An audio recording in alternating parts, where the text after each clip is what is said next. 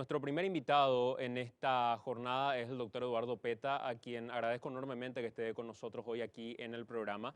Independientemente a las diferencias de concepto que podamos tener respecto a otras cuestiones en particular, me parece absolutamente oportuno en este momento dejar esas diferencias de lado. Nosotros hemos conversado respecto a esas diferencias, lo hemos hecho en privado y seguramente cuando sea oportuno lo vamos a hacer al aire también, en otro ambiente y de otra forma.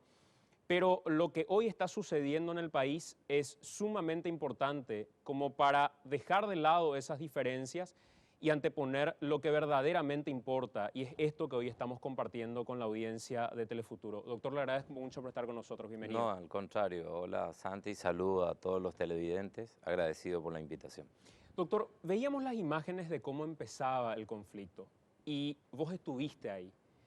Se veía a legisladores que pedían con las manos arriba a la policía, por favor, que paren con el avance que estaban haciendo. Pretendieron instalar otra historia, como que legisladores, políticos y otra gente fue la violenta en ese lugar. ¿Puedes contarnos mientras vemos qué fue lo que pasó, vos que estuviste en ese lugar, doctor? Bueno, los primeros actos que para mí son de violencia fue el atraco al Congreso por parte de 25 legisladores, que ya se sabe absolutamente todo su conducta, la conducta adoptada, y esto desencadena a una serie de manifestaciones. Lo primero que nosotros conocimos es que ya había una persona agredida, que era un joven que se lo ve allí con anteojos, que a la altura del pómulo recibe una lesión. En forma inmediata reacciona otro grupo, pero eran 30, 40 manifestantes, entre esos se lo ve a Efraín, se lo ve a Rafael Filisola y otros dirigentes.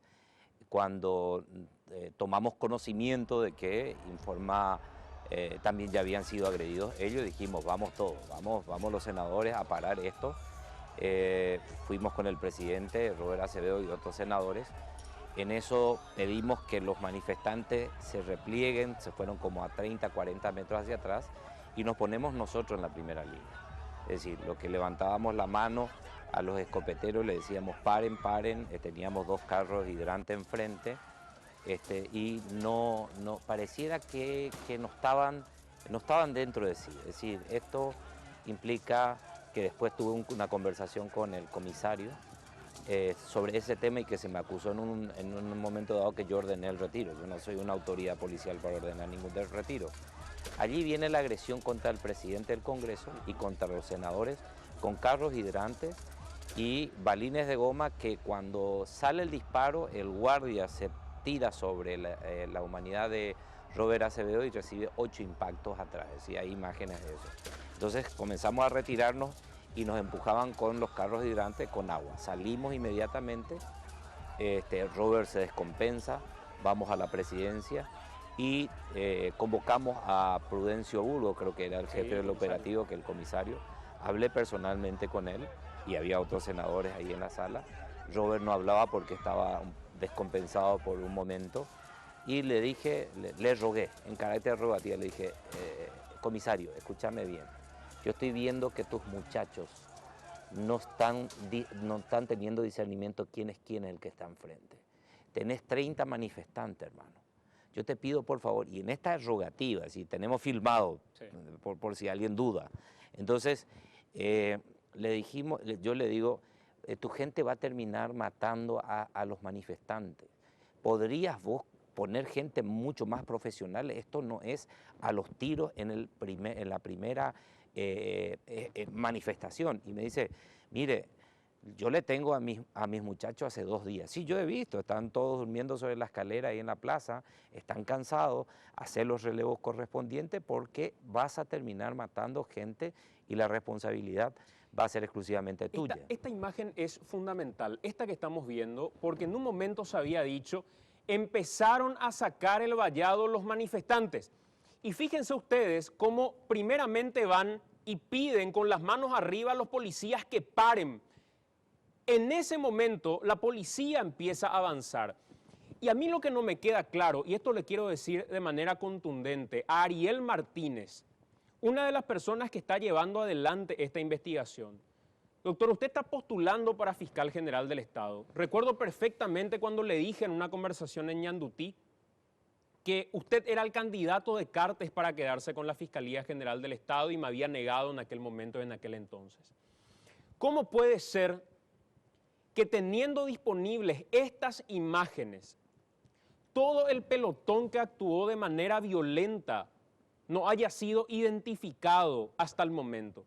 ¿Cómo puede ser que nos hayan convocado al Ministerio Público para decirnos, acá se lo ve a Paraguayo Cubas, acá se lo ve a Bullermini, acá se lo ve a Juan Manuel del Puerto y acá se ve a otra gente encerrando en círculo, poniendo sus números de cédula y no se haya utilizado estas imágenes para identificar quiénes fueron parte del pelotón que empezó a reprimir a los manifestantes o quiénes fueron parte del pelotón que integraba este hombre que entró disparando al directorio del Partido Liberal Radical Auténtico? ¿Cómo puede ser que a través de los medios de comunicación se haya mostrado aquí en Telefuturo que algunos comisarios pretendían rehuir de su responsabilidad diciendo yo no estuve en ese lugar y hayan quedado en evidencia por el reloj y el anillo que llevaban en ese momento?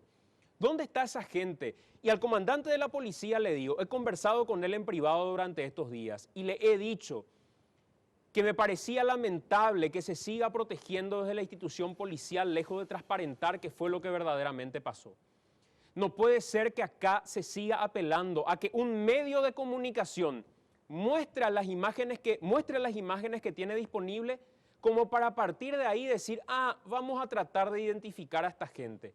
Esto se llama terrorismo de Estado, porque la manera en la que están actuando desde el control del Estado es terrorista. Y aquí ven ustedes cómo inició verdaderamente el conflicto, lejos de lo que pretendieron hacernos creer. Y a mí lo que no deja de cerrarme, senador, es cómo hoy la Policía Nacional es tan dependiente del relato oficial. Así debe actuar la policía, doctor, custodiando. Hoy incluso veía y compartíamos a través de las redes sociales policías que estaban cerrando las calles para el paso vehicular en medio de una manifestación. Violando la ley del marchódromo. Hoy la policía no actúa en defensa de la ciudadanía, la policía está a orden de Cartes. Sí, pero ¿sabe cómo empieza? Me voy a ir un poquito más atrás. El lunes, recordarán que yo me quedo a trabajar un poco hasta las 19:45 en el Senado. Cuando intento salir, las puertas del garage estaban cerradas. Entonces le llamo a la guardia y le digo, vení un poco muchacho, ¿qué es esto de cerrar la...? Nunca se cerró, es decir, nadie... Hay senadores que no conocen si es de madera o es de metal el portón del... Nunca se cerró, hasta hoy. Vos te vas ahora y te vas a encontrar con el portón abierto. Le dije, ¿qué pasa? Orden superior. ¿Y de quién? Del comandante. ¿Pero qué va a pasar? Le dije. Lunes, el martes fue el atraco, el primer atraco. Lunes, de noche, 19:45. El comandante está acá a la vuelta en una patrullera. Escúchame, ¿hay alguna manifestación? No, es orden superior. Abrime inmediatamente ese portón, por favor, quiero salir. Yo estaba encerrado. Entonces salgo y le digo, manteneme abierta, porque teníamos prevista a las 21 horas hacer una reunión con senadores dentro del Senado. Entonces me dice, no señor, yo voy a volver a cerrar. Mantenerme abierta, porque el ejercicio de la presidencia lo tenía yo, porque Robert no estaba afuera, estaba hacia Pedro Juan. Entonces le digo, mantenerme abierta. Pego una vuelta y comienzo a ver movilizaciones, policías bajando de camiones, rodeando y sitiando el Congreso, ingresando a la sede del Congreso de noche. Yo dije, acá viene algo serio. En el día siguiente. Le llamo a los colegas, le dije, filmé algunas cuestiones, le dije, estoy teniendo problemas por esta circunstancia, mañana viene algo. Al otro día, ¿qué pasó? Quiere entrar un francotirador. Y hay fotografía de eso. En la mesa de entrada, con su bolso y su arma, se le impide su acceso. Robert le impide su acceso. Querían subir a la terraza del Congreso. Encontramos como nunca en cada piso 6, 7 policías boina negra. Después allí estaba Isasi en el piso tercero, en la sala de sesiones, perfectamente coordinado para el momento en que iban a pegar el golpe, y se produce ese evento de aquello que hace Julio Velázquez desde su banca, declarar presidente, y sale inmediatamente y ya estaba Isasi esperando como para rescatarle. Le rescatan y le sacan a todos. Es decir, la policía coordinó absolutamente con los 25, esto está coordinado desde el Ejecutivo desde el día lunes, para producir los distintos atracos que se dieron, y si se daban manifestaciones tenían la orden de reprimir. Y luego fueron al Partido Liberal y consumaron un hecho de matar. Es decir, aquí me pareció a mí, esa es mi conjetura, te voy a decir una cosa, cuando eran ya el día de la manifestación, el viernes, era muy tarde, yo estaba a la 1 girando por allí, no había gente. Había algunos que se iban caminando, otros que estaban en una parada y entraban, era como que dice, tenemos detenido. No, no tenemos, a cazar. Y comenzaron a meter gente y sacaban de distintos lugares y a meter y a subir sobre camiones y a cazar. Yo lo he visto y lo vio mucha gente. Y allí dicen, ¿dónde vamos a ir a encontrarnos? En el Partido Liberal, por supuesto, ahí había un montón de gente. Vayamos hacia el Partido Liberal. La orden era cazar, ingresan en ese partido, consuman el hecho. Y otro detalle muy importante, cuando se produce el incendio y comenzó a quemarse ahí allá adelante, sí. Recuerdo que no podían entrar los bomberos y un bombero nos dice, no nos autorizan a ingresar. Y tranquilamente podían entrar por la parte de atrás 15 de agosto. Le llamo al ministro del Interior, converso con él. Tadeo Rojas en aquel momento. Tadeo Rojas, le dije, Tadeo, escuchame una cosa, se nos está prendiendo fuego el Congreso, eso se puede apagar. Me están diciendo los subalternos que no se puede llegar por los manifestantes. Hermano, yo estoy en 15 de agosto. Mandame los carros de bomberos y vamos a ingresar por el estacionamiento y por la parte del costado. Mandame, por favor. Te están mintiendo tu gente. ¿Dónde está? Te quiero acá. Vení, ve que te están mintiendo. Es decir, se permitió que se incendie el Senado. No quisieron apagar.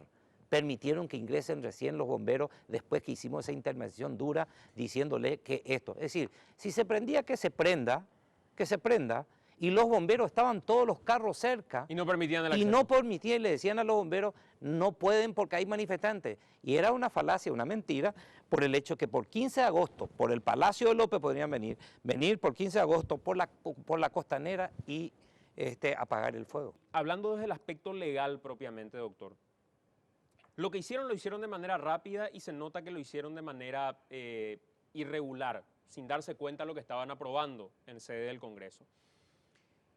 ¿Qué es lo que aprobaron? Y uno dice, esto no se va a poder de ninguna manera desarrollar ni llevar adelante. Del proyecto aprobado hablo de enmienda constitucional en Cámara de Senadores. Bueno, en realidad yo creo que ni ellos, los aliados 25, han leído lo que han firmado. Alguien fue pegando, agregando cosas, algunos de los artículos huele a un sector, otro artículo huele a otro sector, a las conveniencias. Pero cuando van ensamblando, queda totalmente descontextualizado. Hay que entender de que la enmienda no es la vía, ¿no? Dicen ellos no, porque no es ampliación del mandato. El mandato es la potestad que tiene una persona de gobernar. Entonces, cuando te dice el artículo 229, la duración del mandato, es la potestad para gobernar. Es decir, yo no le puedo ampliar la potestad que le estoy dando como pueblo para gobernar por 5 años más. Entonces, el 290 de la enmienda te dice que eso no se puede tocar. Pero igual lo hicieron. Me iba a referir primero al 197. Sí. El 197 habla sobre todas aquellas inhabilidades para ser candidato a senador o a diputado. Es decir, Santi González, ¿cómo puede ser candidato a senador o a diputado y cuáles son sus inhabilidades? El texto actual dice en uno de los incisos que los candidatos a presidente y vicepresidente de la República no pueden ser candidatos ni a senador ni a diputado. Lo que quieren ahora es que el candidato a presidente pueda ser también candidato a senador. Eso más huele al sector del Frente Guazú, sí, teniendo en cuenta que Lugo quiere seguir en el Senado y no quiere ser presidente. Y ahí hay una cuestión que es llamativa respecto a eso que estás mencionando. Yo no sé si el Partido Colorado, con sus senadores, se dio cuenta de las concesiones que están haciendo a Fernando Lugo en medio de la redacción de este artículo. Yo creo que no. Y no se dieron cuenta, ¿y por qué? Porque primeramente atenta contra los partidos grandes. ¿Y por qué eso? El texto actual dice lo siguiente: no pueden ser candidatos a senadores ni diputados, y dice, los que hayan sido candidatos a presidente de la República o vicepresidente en las respectivas elecciones internas, que no hayan sido proclamados para dichos cargos como representantes oficiales de sus respectivos partidos, movimientos políticos, transitorios, alianzas, concertaciones para las elecciones generales. Voy a dar un ejemplo, y le pido perdón al doctor Nicanor Duarte Frutos, porque voy a dar un ejemplo. Horacio Cartes se presenta como candidato a la lista de presidente. Es una lista aparte, Sí. es otra elección. Y también se presenta aquí Nicanor Duarte Fruto, y lo tomo a él como ejemplo porque dijo que lo iba a enfrentar. Hay dos listas para presidente. A su vez, ellos dos se pueden presentar para ser candidatos a senadores. Supongamos que cada uno lidere su respectiva lista de senadores. Vos como elector decís, mira, a mí me parece que Horacio Cartes sea el que tiene que continuar, y marcás por él. Pero en la lista de senadores decís, mira, me gusta cómo habla Nicanor, es un tipo muy interesante, tiene mucha experiencia y tiene detrás, en la lista Sábana Famosa, tiene un montón de gente muy preparada. Yo quiero cruzar mi voto. Claro, como presidente Cartes, como candidato a Y senador cruzo, Nicanor. como solemos hacer. Entonces vengo derecho del elector. Claro. Yo soy el sujeto activo, yo elector. El derecho al sufragio, 118 de la Constitución, me garantiza que me tenés que poner la propuesta como... Claro. Entonces yo te pongo dos propuestas, dos elecciones diferentes. Entonces estoy cambiando el modo de elección también, que está prohibido por la enmienda. Entonces, pongo aquí, pongo por Horacio Cartes y aquí le marco a Nicanor. Con este texto, con este que te acabo de decir, te vuelvo a leer, los que hayan sido candidatos a presidente de la República, Nicanor, en las respectivas elecciones internas, que no hayan sido proclamados para dicho cargo, es decir, él no ganó, como representante no podrá ser candidato a senador. Es Y decir, mi voto como elector se anula. chao. Entonces primero, que la democracia es representativa en nuestro país. Ese artículo 2 que está consagrado, donde el pueblo ejerce el poder público a través del sufragio. Yo te doy el mandato, Santiago. Yo, pueblo, me voy y ejerzo ese poder público a través del sufragio. Es directo, es universal porque es mayor de 18 años, votan todos, pero directo y elijo. ¿Cuáles son las papeletas? Para este cargo, a Santi le pongo para este cargo. Es un derecho suyo. Yo no le puedo engañar al elector. Esto es el fraude a la Constitución, es la famosa teoría del fraude a la ley, en este caso a la Constitución, donde yo le estoy diciendo, ¿sabe qué? Lo que elegiste como senador, yo elimino porque hay un texto constitucional. Con esto, o está bien tramado por Horacio Cartes para eliminar a sus adversarios políticos, porque en algún momento dado dijo, voy a ganar por walkover. Entonces, va a quebrar las internas de los partidos tradicionales, nadie va a querer presentarse, pero para el Frente Guazú es lindo, porque va a haber una sola figura, Fernando Lugo, después va a ser candidato a senador acá, no va a ser el ganador aquí, y detrás todos sus acólitos prendidos para volver a hacer una reelección.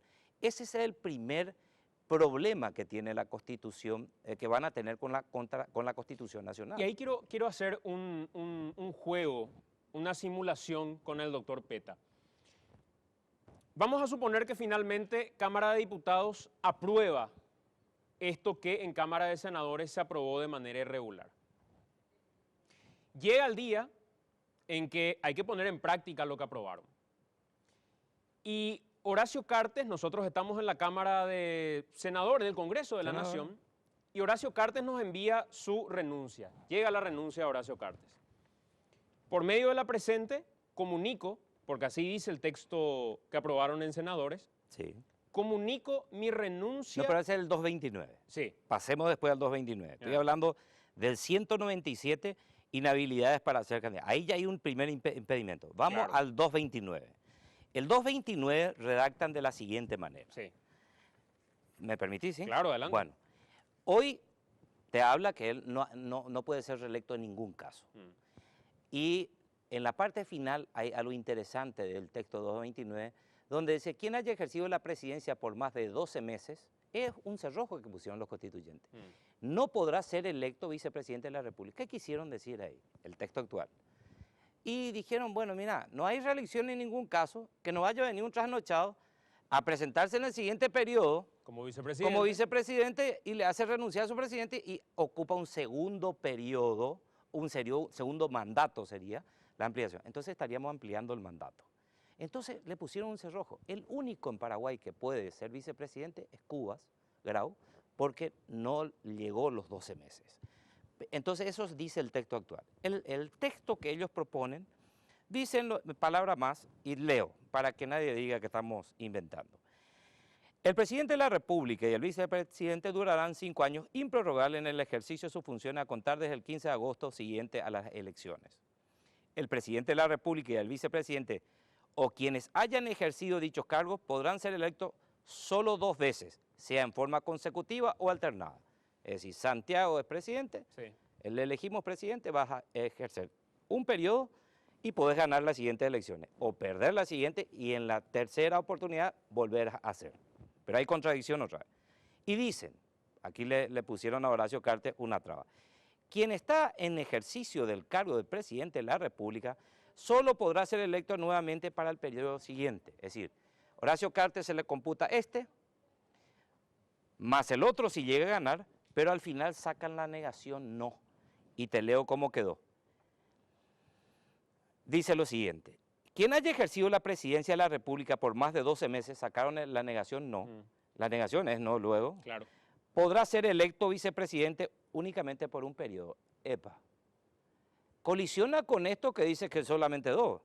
Él se podrá presentar después otra tercera vez como vicepresidente de Juana Fara, por decirte, y cuando jura todo y para el desfile militar que se hace a la tarde, Juana Fara renuncia y él asume como candidato a presidente por su tercer periodo. Es decir, Aunque parezca un absurdo, esta redacción le permite. esta redacción le permite. Y ahora vamos a tu pregunta, ¿cómo renuncia o no renuncia? Dice, quien está en ejercicio de cargo del presidente de la República solo podrá ser electo nuevamente por el periodo siguiente. Si hubiese presentado renuncia al mismo 6 meses antes de los comicios generales, y aquí está la clave, siendo suficiente para ser candidato, en tal caso, la comunicación de su renuncia a los demás poderes del Estado y al Tribunal Superior de Justicia Electoral en el plazo mencionado. ¿Qué es lo que te tengo que hacer? Yo agarro, soy Horacio Cartes hoy, Sí. te digo, con este texto ya, firmo, y Acá está mi renuncia. a vos, presidente del tribunal, y le notifico al resto. Pero el 202 de la Constitución Nacional, Y ahí yo Congreso le digo, el 202 que es atribución nuestra, 16. 16 que dice, Aceptar o rechazar la renuncia del presidente de la República y del vicepresidente. 2 cosas puedo hacer, aceptar o rechazar. ¿Qué es? ¿Cómo se llama el nombre del artículo? Atribuciones. ¿Del qué? Del Congreso. Muy bien. El 290 ¿qué dice? No se utilizará el procedimiento indicado de la enmienda, sino el de la reforma constituyente, para aquellas disposiciones que afecten el modo de elección. Afecta, por el 197 que acabo de leer. La composición, la duración de los mandatos, afecta. Las atribuciones de cualquiera de los poderes. Me está modificando las atribuciones del Congreso, donde con su mera renuncia ya es simplemente válido y ya se puede candidatar. ¿Y qué pasa si yo como Congreso logro, como bloque luguista, digamos, conseguir que PETA mañana diga, vamos a pasarle factura a Cartes?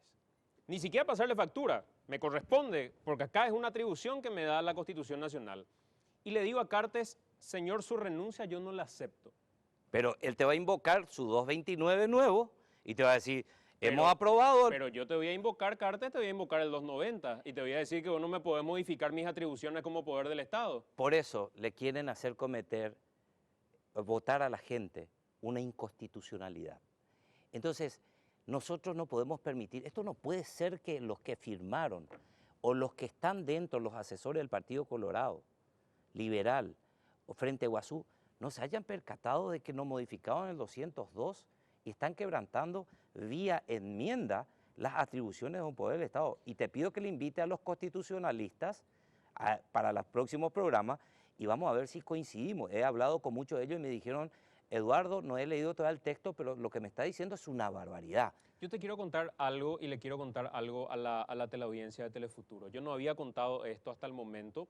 En el transcurso de la semana había presentado en el telediario precisamente esta contradicción que se presentaba. Y hablé con un par de diputados del Partido Colorado. Y cuando les leo esta contradicción, me dicen ellos, nosotros no vamos a votar por esto. ¿Y cómo que no van a votar? Porque acá nos hicieron la camita los del Frente Guazú. Y con esto nosotros damos una herramienta para que mañana el único que corra como candidato a presidente y finalmente por la vía para ellos constitucional sea Fernando Lugo. Me pongo a mirar con detenimiento y digo, si quisieran hacerlo, lo podrían hacer y van a tener elementos. Y hasta desconfían ellos que haya sido una trampa del Frente Guazú en medio de la aprobación express que tuvieron el introducir este artículo en particular. Y ni siquiera empezaron a debatir entre ellos y ya se está pudriendo la torta dentro del debate que tiene Frente Guazú con el Partido Colorado. Un matrimonio que no puede, de hecho, terminar de una buena manera. Hicieron una alianza bajo engaños y plasmaron de esta manera, y el atropello y el apuro muchas veces no lleva a nada bueno. Han aprobado esto, que es una disposición inconstitucional por donde se lo mire. Es decir, supongamos que el diputado apruebe. Aquí la Corte Suprema de Justicia no va a poder decir no. Acá a través de la enmienda están modificando atribuciones exclusivas del Congreso, que tiene dos opciones, aceptar o rechazar. Y esta la renuncia. es una trampa sin salida. Porque Es una diputados puede modificar inclusive si quisiera, pero siempre va a tener el 290 por encima, que le va a decir la atribución por reforma. Claro, por reforma de la atribución, pero al modificar están cayendo en otra contravención a la disposición del 290, porque ellos no pueden modificar una sola coma. Dice el texto íntegro. Es decir, lo que se aprobó en senadores tiene que aprobarse con el acento, con la coma, en los mismos términos en la Cámara de Diputados. No pueden ellos modificar, porque está modificando el texto íntegro, dice el artículo 290. Es muy claro. Van a tener que rechazar. Senador, te agradezco mucho por estar con nosotros, porque me parece clave el hecho de referirnos puntualmente a un aspecto que es el jurídico, que lo manejas con precisión y que claramente con estas evidencias es muy difícil. Te doy una más antes de irme. Sí. Nosotros en nuestra Convención Nacional Constituyente hemos creado 20 disposiciones transitorias. Aquí está, no sé si está la cámara. Ahí está, con 20. Patricia. 20 disposiciones transitorias, hasta ahí termina. Ellos crearon una disposición transitoria 21. Hubieran enmendado el artículo 19 que habla de la reelección de Rodríguez en aquella época y poner en funcionamiento su 229 que quieren hacerlo, que se computa para este presidente y también para Lugo. Vale decir que en la disposición transitoria a Lugo solamente le van a permitir un periodo más. Pero en vez de modificar el 19, porque estamos hablando de enmienda, crearon por técnica constitucional, eso es imposible hacerlo. Pero lo hicieron, es decir, le vamos a presentar al ciudadano común en un supuesto referéndum un agregado que no es una modificación alguna. Es decir, eso también hicieron dentro de esta barbaridad. Gracias, senador. A usted. Muy amable.